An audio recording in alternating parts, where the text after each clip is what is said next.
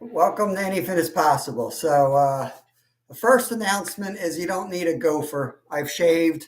Spring is here, Tim. Spring is officially here. It's. I was going to tell you guys there was a special guest, but I didn't want to get anyone upset. I was going to tell you my younger brother was going to be here. Hey, Granny boy, welcome in. I decided to pop up right now.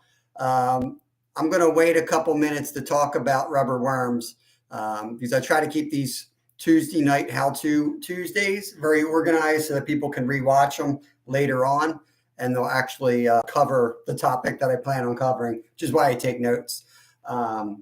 But I could talk about what's going on with the channel for a few minutes. And I want to make another important announcement besides that I shaved. Whose birthday? Is that Daniel Barry's birthday? Welcome in. I first want to say thank you to our members. So let me go down our list real quick so I don't miss anybody. Let me see if I can mute this. I appreciate everybody, whether they're members or not.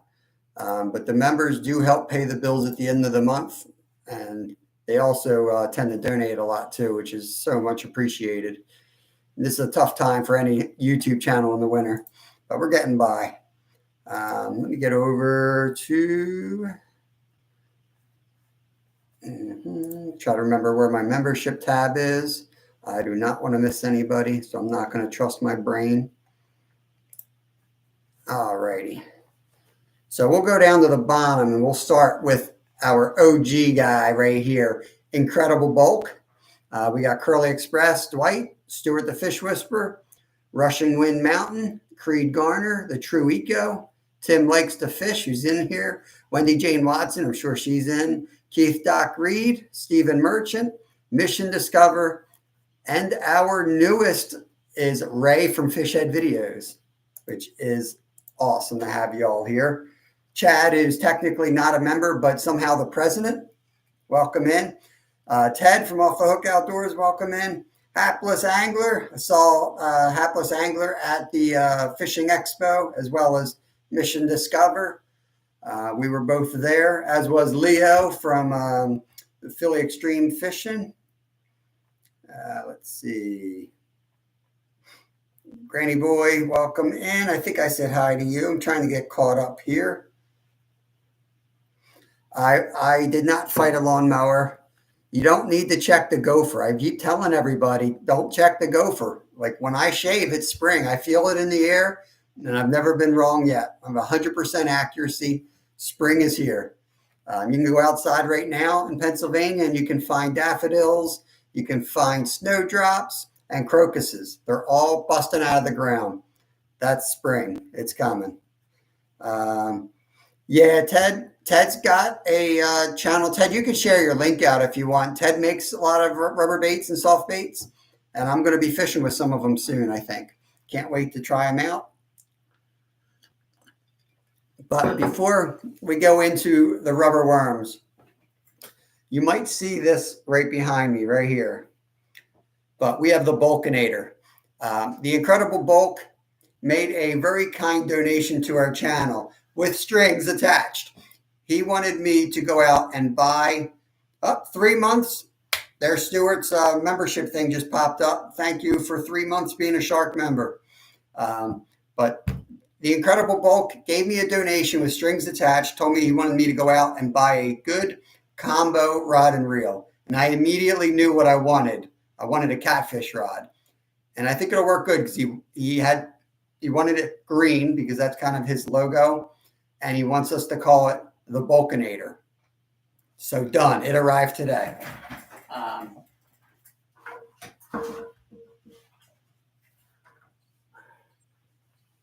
We got a Mad Cats. This is the, I think, Series 3 it was called. Signature Series 3. I'll try to do this without breaking my brand new rod. It takes, I think the medium, it takes 1 to 10 ounce lead and 10 to 50 pound mono. And I got it with the, I forget what this was called. Mad Cat's Salt 6550 Reel.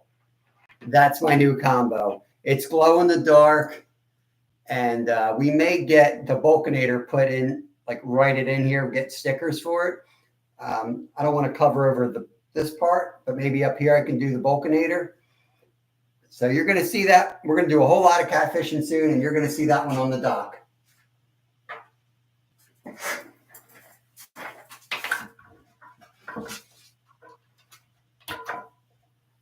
All right.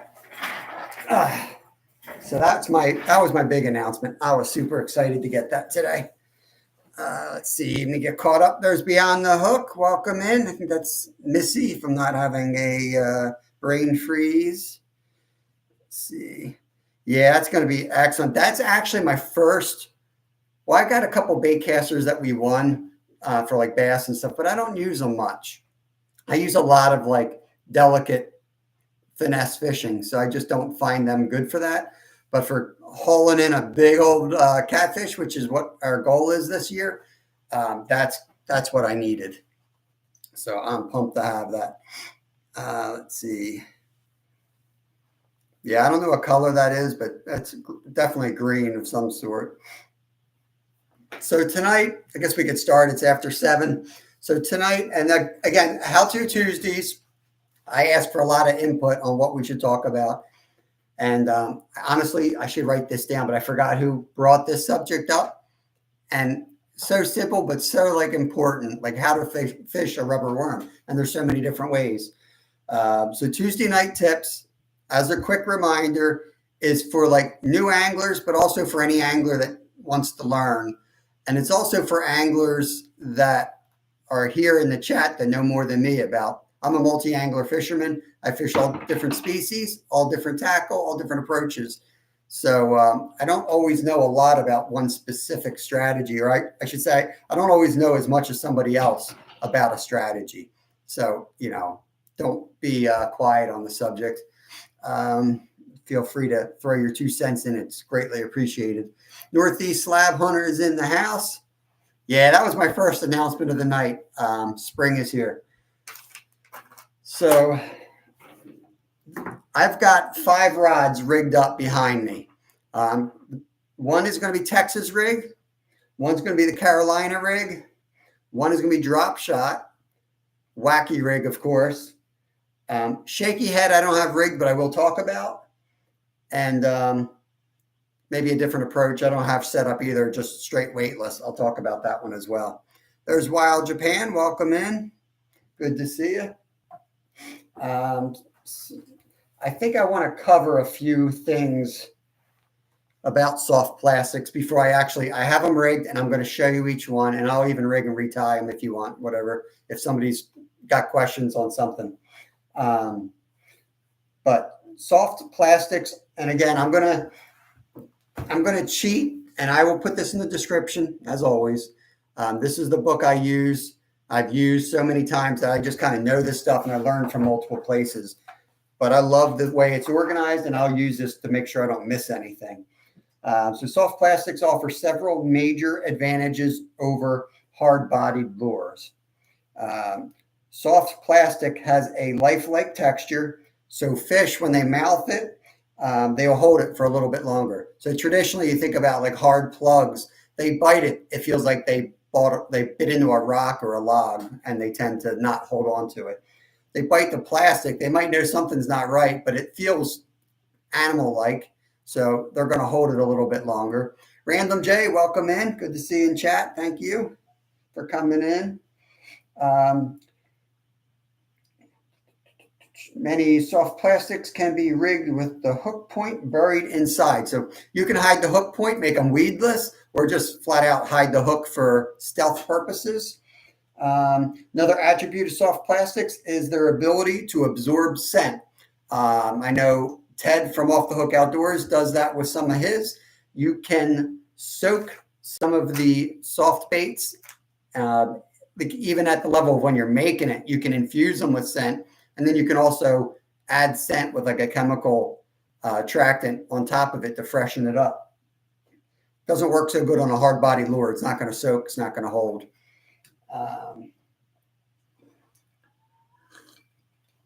As far as rigging, you do typically, on average, need a lighter setup because they're not a heavy lure. Depending on how you rig them, they're not always a heavy lure.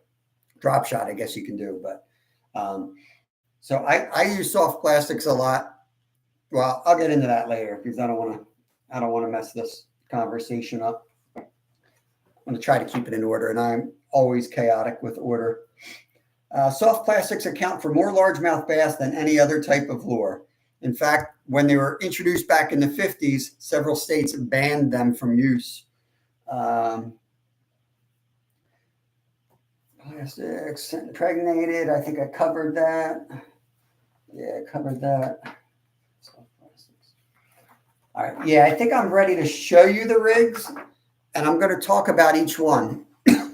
And I want to thank Jane, who's one of our quiet listeners, who's always listening in and watching. But she sent me a few emails, and it was something I guess she was listening to before when I was kind of like, I don't trash talk anything much, like soft plastics. I have nothing against soft plastics or anything. But what I do have against some people is when they come out and they start trashing like fresh wood, like using bait and stuff like that. And I made the argument one night, and I'm sure most people just like laughed at me, thought I was nuts. But I made argument about like, yeah, it might not be as sporting, but man, I find a lot of plastic baits in the water, like pollution out there. And a lot of them do use toxic chemicals in it. Some do not. But I made that comment. And then Jane sent me this letter and showed why they had banned it in like Maine being one of the states. And it was, they tend to fall off the hook. So we were kind of talking about that. And there are ways to rig them so that they don't fall off your hook as easily, whether they're bit off or cast off or whatever. So I will go into that too. And I'll show you one of the tools that help keep the bait on the hook, so you're not losing and having to buy new ones, but so you're not also polluting the water in any way. You have to limit what you do. Ted likes the water-based scents better than the oil. Yeah, I really don't know much about the scents. I mean, I buy them when they're scent infused. I think like I like Z-Man. I like Z-Man for the Ned Rigs, but I'm not sponsored by anyone, so I can say whatever I want. But I have like Ozark, Walmart brand, H&R, and a lot of these rigs that I'm going to go over, you can rig creatures, you can rig a lot of different soft plastics. It's not just worms, but I'm going to just, for the sake of having an example, I'm going to try to use mainly worms. Terry B, welcome in. It's cracking. Good to see you. Yeah, I was going to go into that, Ted. Soft plastics and a worm. When I'm talking about like fishing or thinking about fishing, a lot of it is like speed. Am I covering water, or am I going to throw something to like slow it down and kind of work an area? And a lot of bass fishermen will have several poles rigged up for that purpose. They might throw something like top water, and if they have any type of follows, something they can whip, fan cast and whip an area out. And then if they see any follows, then maybe they come back, grab the other rod, and they work that area slower, or even work in different depths of the water column. So I'll go into that. I even got these bad boys from John at Small Water Charters, but I think they will eat. I think they'll eat the bass I have here around me. But I will catch a fish on them. I did throw them out there once, and I had a follow, but no bites yet. And then Yum is another brand. So that's what we're talking about when we're talking about rubber worms. They're all made from different chemicals, and a lot of them don't tell you what they're made from. Some have right on the packages that they're non-toxic. Others don't say anything. Others say that they are basically cancerous. So, you can read the package and do your own research. So this is somewhat educational, but you always got to do your own research. Just giving you what I know and trying to give you a better starting point. That's all. Fun Fishing Adventures. Welcome in. Safe driving. Chad Thomason, did I say hi to you? Chad was live earlier fishing. It's good to see him out on the water.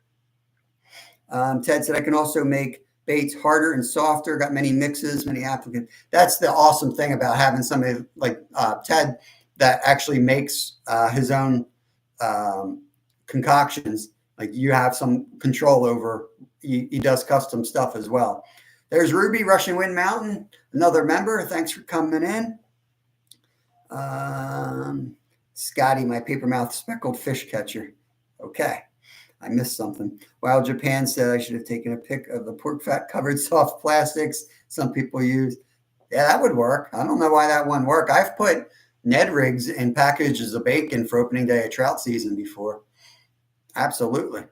And then I cooked the bacon and ate it. So I hope it wasn't a carcinogen. Actually, it wasn't because it was Z-Man, so I know it wasn't. How can I get a microwave to do that for cheap? I think Ted does use a microwave, Nolan. Like I know I've seen him use microwaves for that purpose. Yeah, no worries, Tasha. You can always come back if the topic's interesting. You can always come back and rewatch for that. I'll keep it organized. I know what I need to cover, and I'll get most of the content done in the first 30 minutes, and then we'll have a good time and just chat. But yeah, if anybody has any questions or wants to say anything, chat, and I will address those and chat about that topic too. There is Masha from Mayhem and Miracles. Welcome in. Sorry I didn't get over to you yesterday or today. Trying to hold down a job that's close to being done. Off the Hook says plastisol is the main ingredient in soft plastics. Plastisol sounds kind of made up though, Ted. Plastisol. I think I saw that on one thing and I was like, well, what is plastisol? I don't want to get my wife down here because she's the chemist. She'll take us in a whole nother direction. Sam has stolen Missy's anything at. I'm glad it's out there getting some use. Thank you. Appreciate that. Terry said pork rinds have been used since the 60s. Yep. Sounds good. I mean, pork is extremely fatty. Touch bacon, you know how it sticks to your skin. So I would think that would be great. Ted said he can customize anything you want. And to answer your question, I will be sending you some of my baits. Not sure if he was talking to me or Stuart. I think I knew he was sending me some. That's awesome. Can't wait to do it. I'm going to do a video on them. As far as hooks, there's a whole lot of different hooks you can use. This is the style I tend to use. And I like this little offset here. So let me get to start showing you some of the setup so it kind of makes sense for someone who might not know anything about this and is interested. I'm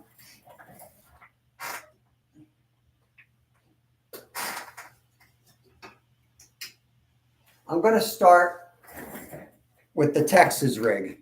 And I hope I don't mess any of these up because like I honestly didn't even know the names of these for a while.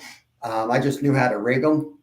So correct me if I'm like wrong on any of this. Potentially it could be. So basically it's not complicated. So the one thing I do want to say is you're going to notice some of these rods are pretty flimsy. And that's more because I wanted to rig these up to show you. You actually want to make sure that you have something that you can set the hook hard on. And the reason being is these hooks are going to be buried in this plastisol. And you're going to need to jam that up and into the jaw of the bass. And they don't have really tough jaws, but you still need enough force. Where we may use some of these rods, but you definitely want to have a rod with a little back to it. So basically, Texas rig is straight line coming off the reel, coming down to the hook with a nose weight right up against it. And I will show you, let me pull this out. The first one, I'll show you the whole 9 yards. So you're gonna take the nose cone weight. You're gonna feed that on first. You're gonna then take the hook, the head of the worm.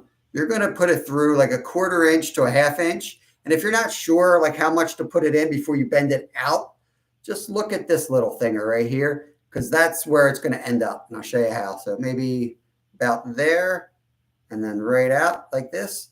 You're going to slide it down, and you're going to make sure I'm on the camera.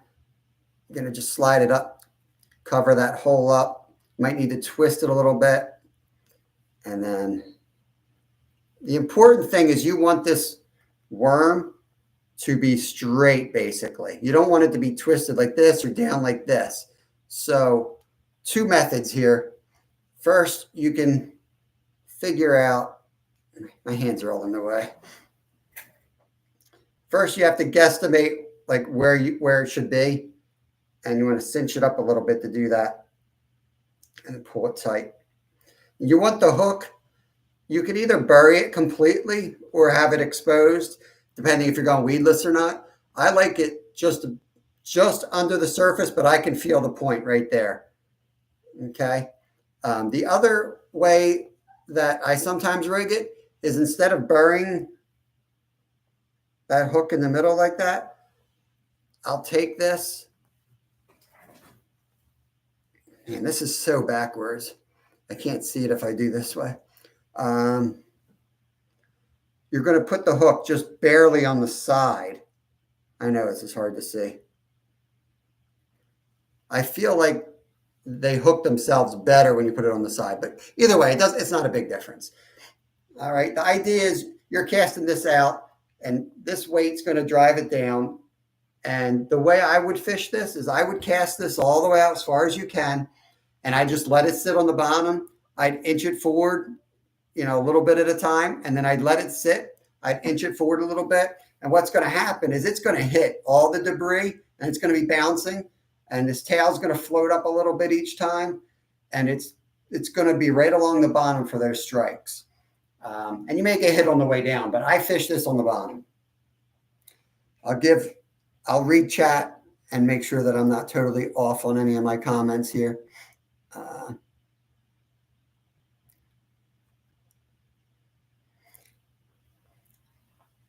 That's it. I thought PVC was, I think it's a different version of PVC though, because I think PVC is like, yeah, I don't think there's, I don't know. It might be different. I know some of that's, yeah. Let's see.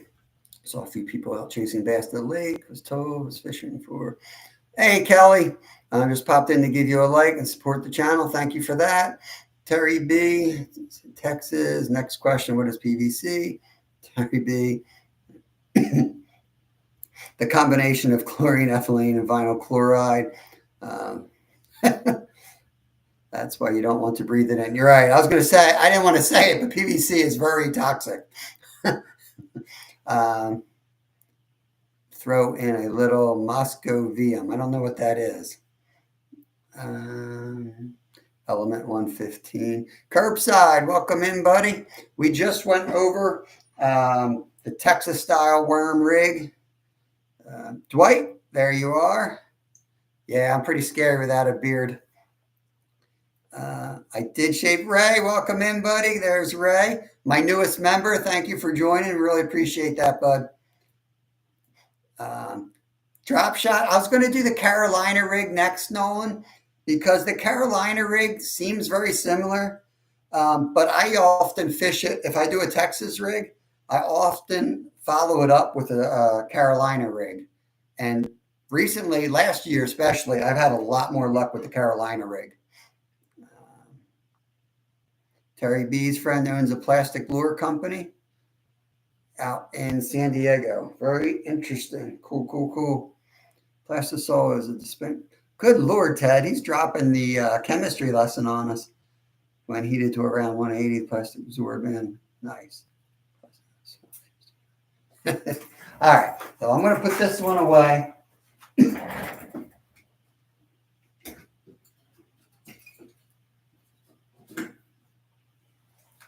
Okay. Next is the Carolina rig. So Carolina rig is very similar. We've got the worm again on the hook at the bottom, same style, but you'll notice there's no weight here. The weight's up here. So tie it with like a barrel swivel and then put a little bit of leader.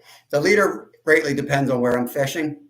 The idea basically is you're jerking this along, you're twitching it kind of the same way. I use a little higher twitch on this, but this worm in this case should hold up in the water column a little bit longer and be a more slow drop. And that sometimes is what it takes for that strike. Where the other worm seems to live on the bottom and get to the bottom real quick. This one is like a delayed reaction there.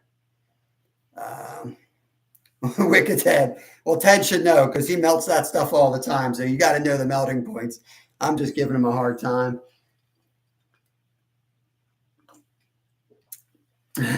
It's springtime. I shave every spring. I only grow my beard in the winter. And that's old from racing. Like I just didn't like the cold air on my face at like 40 below zero. Everybody would tell me it's colder to have a beard in the cold because of the ice, but I never believed that. Even with the ice on my face and ice on my beard, I felt like my skin always stayed warm and it didn't get chapped. I'm going to put that one away.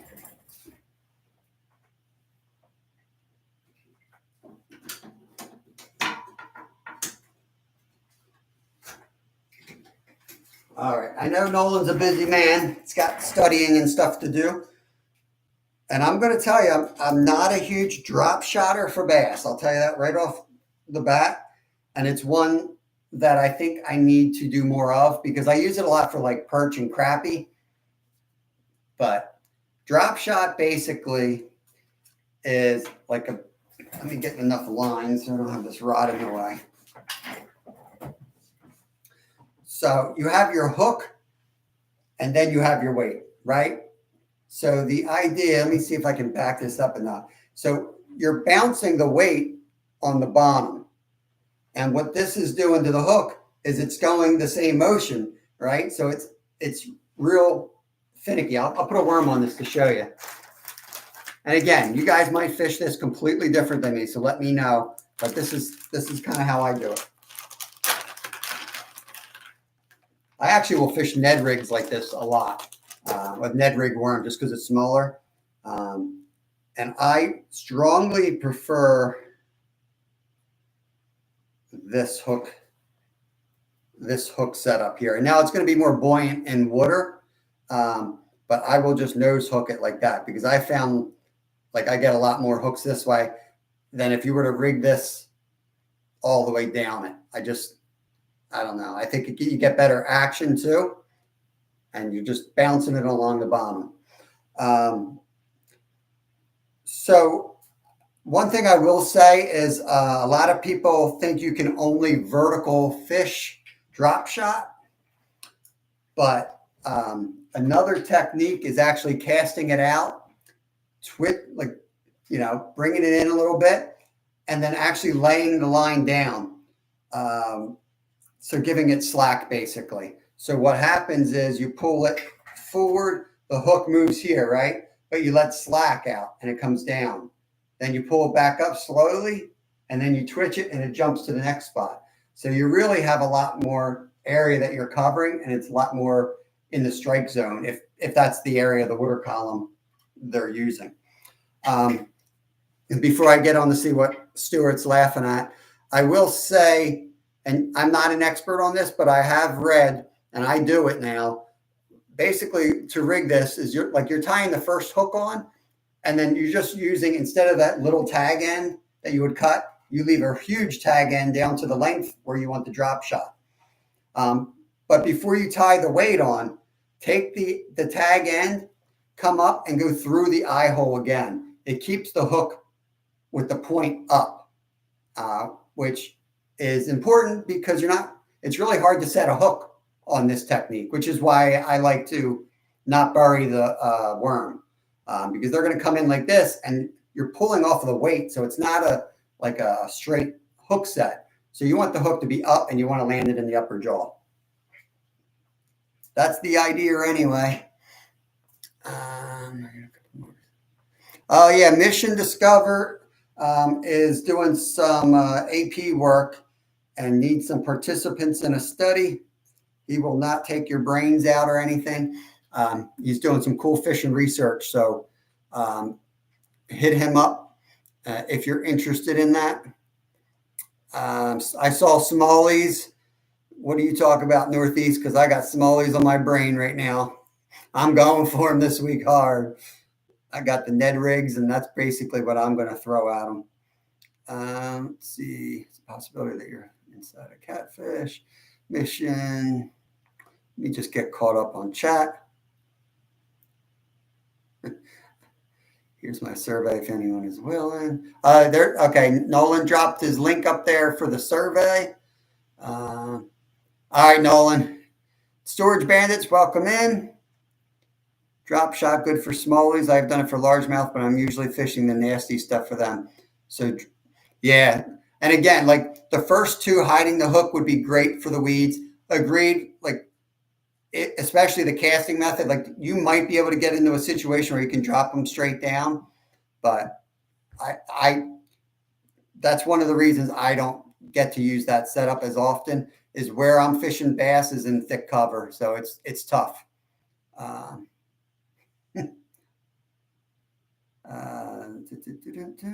All right, let's see. So we did the Texas rig. We did the Carolina rig. They're similar. We did the drop shot rig. Slow drag works good. Slow drag. For the hook set, you mean? And then loosen it? Because as a carp fisherman, I always like leave it loose, and like trout somewhat too, because the initial run's sometimes crazy. But I know some like professional anglers will really dial in their approach with bass. I wish Gray Buck would show up at one of my lives. He's a local pro bass fisherman who knows a lot more than I do. It would be epic to get him in on one of these. But he's always doing tournaments.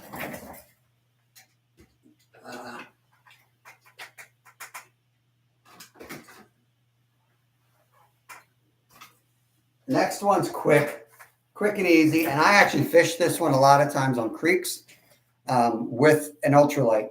This is a Ned Rig. So Ned Rig has like a mushroom shaped head to it. And what that's going to do is say that this is the surface of the bottom of the dirt under the creek. This is going to land like this. You're going to jerk it, and it's going to go like this. And that tail is just going to do like this. This one happens to have a rattle in it. And you can just sit it there. If you think something's interested, shake it a little bit and move it, different speeds. Again, you're not covering a large amount of water on it.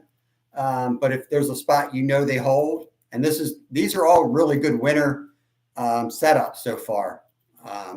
This time of year in Pennsylvania, we still have a little bit of ice on the surface again.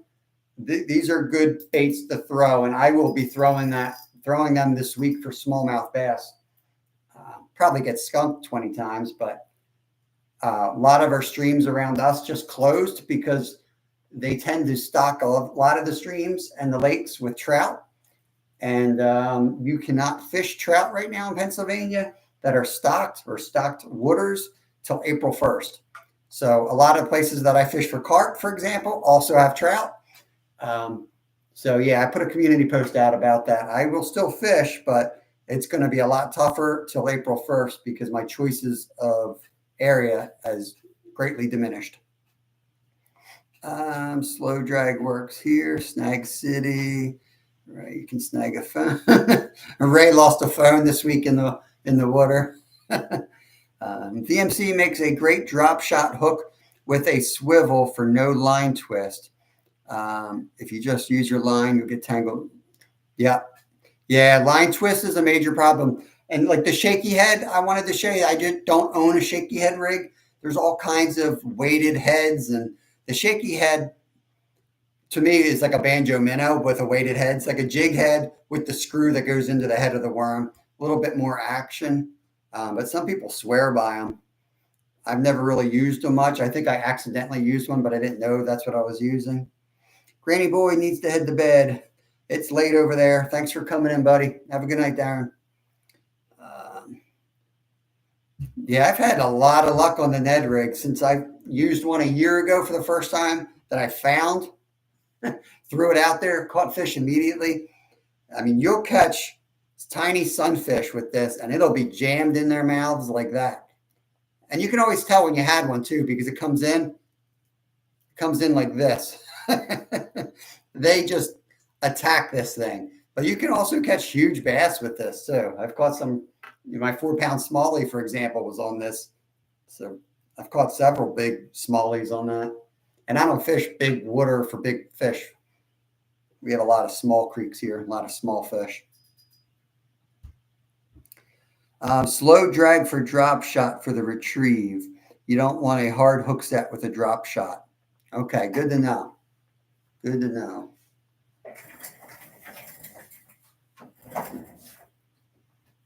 Save the best for last.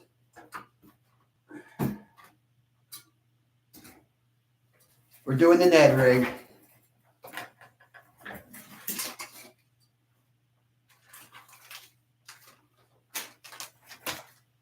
Okay. I'm going to show you how simple the Ned Rig is. I asked, Bogley answered my poll.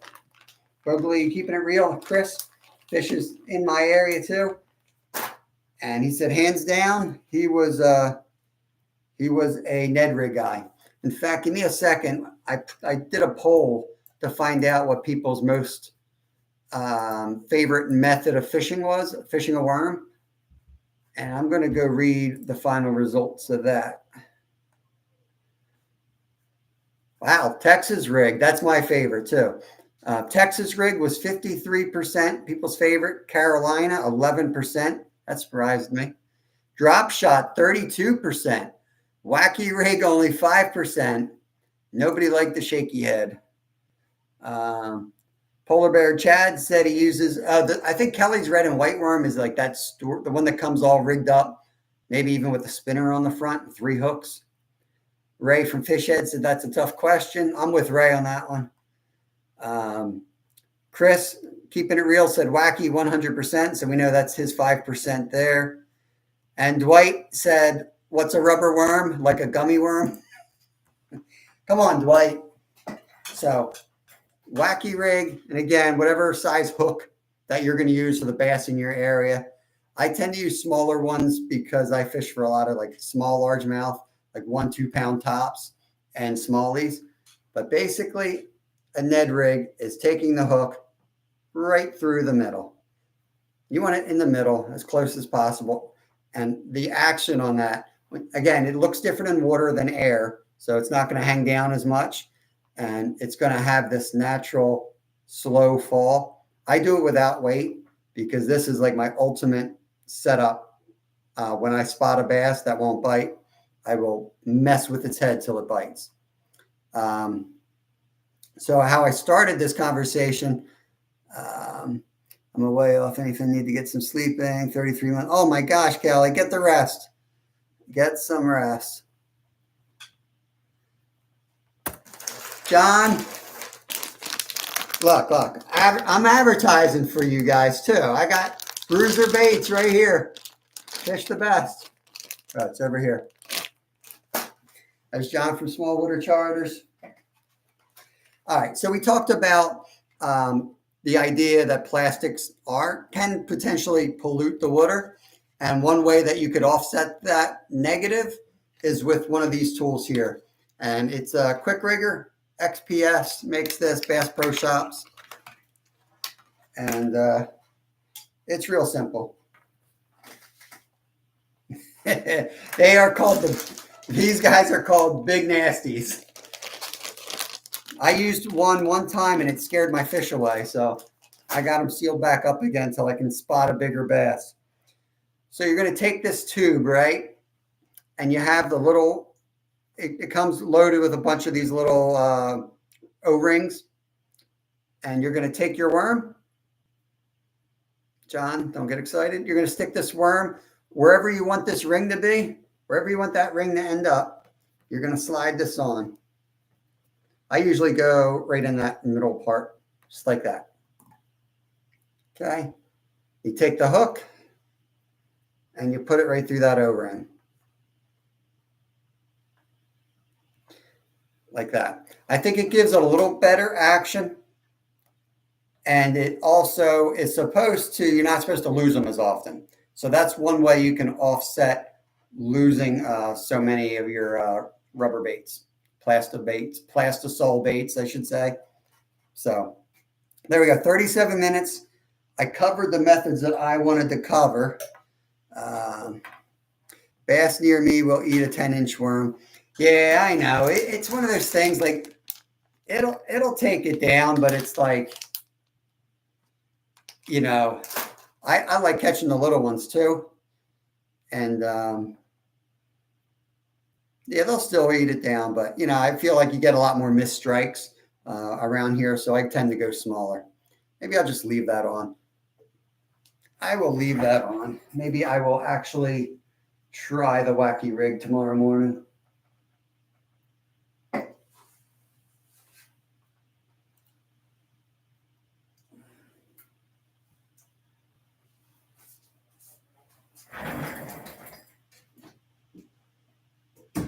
So that's all the setups. If anyone's got questions on any of those setups, or if I left like your favorite setup out, let me know.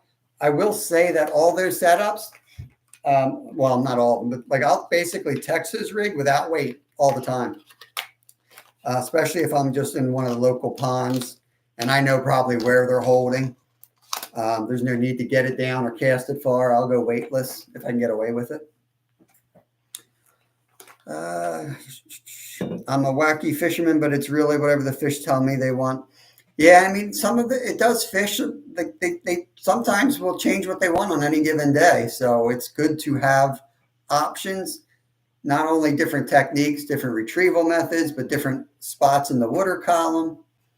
So it helps. Like I probably say this every episode, like the biggest thing I can tell people, my biggest tip in fishing would be to be versatile, be flexible, be able to change quickly, whether it's different species or different approaches. Being set on one technique, you know, can be the death of you. You know, be willing to learn, try something the guy next to you is using.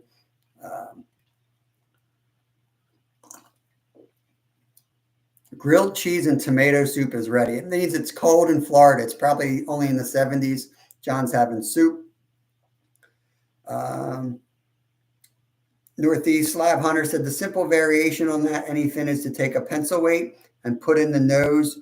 Wacky Rig meets Ned Rig. Great combo called Neko Rig. I've heard that. I didn't know what that was. Put in nose. It's Ned Rig. So if I'm picturing this right, you've got, let me grab another hook. I'm very visual or stupid.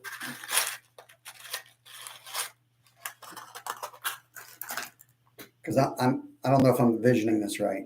Right. So you got the Ned Rig like this. Are you saying you put the weight in the nose of the worm? And like, if that's the case, then you said it's kind of like a Ned Rig. Would this would be the nose with the weight? So I feel like you're going to be dabbing it like this, I guess. Is that the case? Probably. Sweet. That's good to know. That is good to know. I've heard that term and I didn't really know what it is. So that is cool. Not a huge bass fisherman. I was brought up bass fishing. My dad's watching. That's what we always fish. Like we were bass fishermen for the most part, and trout. When trout season came in, we did the whole trout thing. But the rest of the year was bass. If we were fishing, it was bass. Wild Japan said it's also known as the AKA. It's also known as the cat rig. Cool. Hook point faces away from the weight. Makes sense.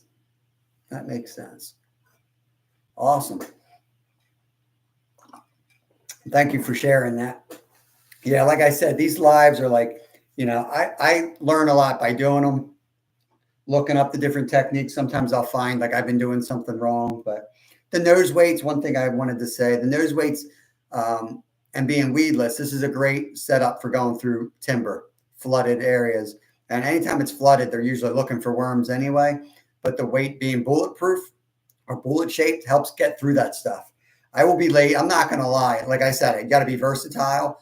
I will set it up without weight 80% of the time, and then grab a split shot and put it on the front if I want to take it down, or put it up as a Carolina rig. Like that's as lazy as you can get, but you always get snags, or you get like the grass that's stuck to it. But hey, sometimes it only takes one cast to get that worm where you need it. So, just keep the concept in mind, and you don't need to be perfect. Mission hath returned. John, is Nico, wait, you're one. John, how is Nico weight your worm on one end? Not sure. I'm really bad when somebody does like one minor little typo. I have no clue what you're saying. I suck at that. As far as the channel, well, I'm waiting for you guys to think if you got any other questions before I cut the live. What's today? Tuesday. This is a tough time of year. We do have a video coming out Friday, which was like our last week of like trout fishing and stuff like that. And then this week, I think I'm going to chase smallies and maybe crappie. I'm not sure, because really the only time I can fish this time of year is the weekends. Now that they closed the local spots, I can't really get out Monday and Tuesday before work. So it's going to be a lot of weekend fishing right now. I got worm jigs.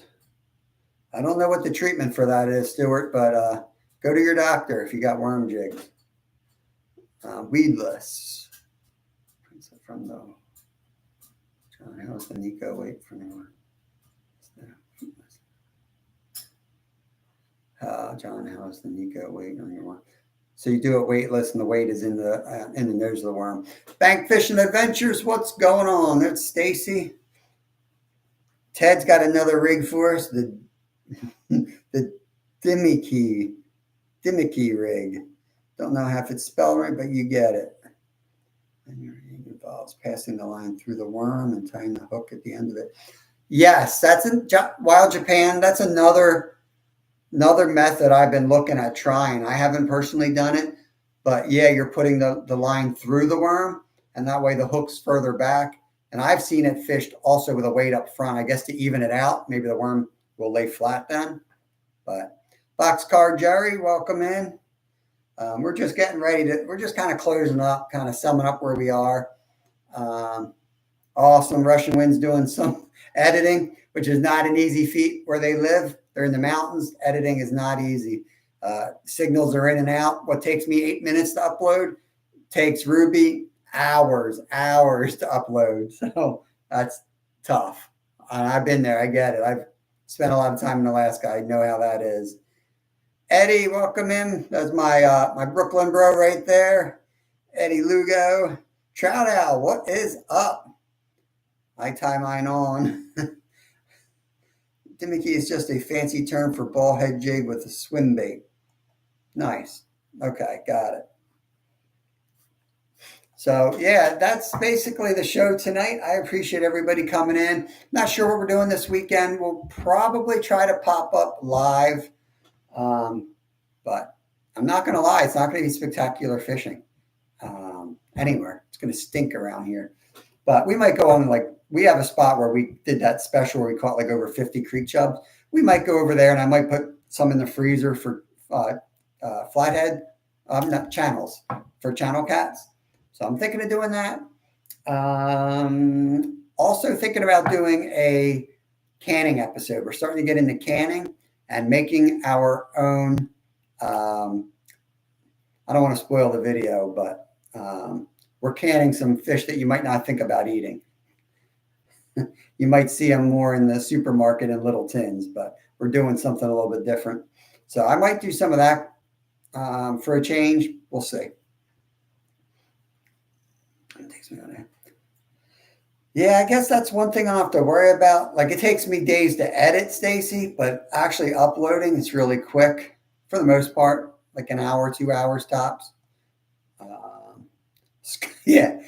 No, it won't be a skunk. It won't be a skunk, but it won't be impressive either. There's always a chance, but I'm not going to come on and lie. Like, because when I tell you, when I'm on for the flatties, I want you to know, like, this is going to be a good live and I want you guys to show up. Otherwise, like, cool. If Stacy's out fishing and I'm telling you, it's not going to be like, just put me in the background and that's all. It's not going to be an epic live, but I might find some good water. I got to travel somewhere to find water. So that depends on the children's behavior, whether I do that or not. There is Wendy. Welcome in. Good to see you. So I appreciate everybody coming in. I'm going to cut this live. If you guys have any questions after the fact, just comment on the video or send me a message if you got my contact info, and I will be happy to answer them. Good night. Peace out. I appreciate all you guys.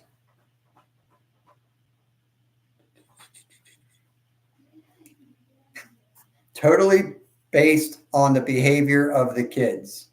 Yesterday they were good. We went hiking a mountain. They were good. Right now I can hear them fighting, so I got to go. Peace out.